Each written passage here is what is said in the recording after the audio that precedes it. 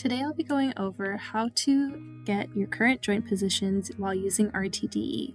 The first step will be to import RTDE receive.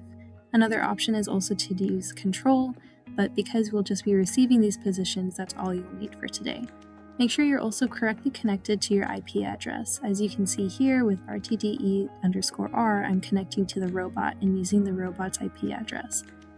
Here I just have it printing that it's connected successfully, and the actual positions that you'll need to be getting is by using the .get actual queue. And here you can type that in and print out the actual positions. If else, I just have it that it's not able to get a good connection, and this is how I'm running it. Once I'm fully connected, I just write Python RTDE example and have the joint positions correctly outputted.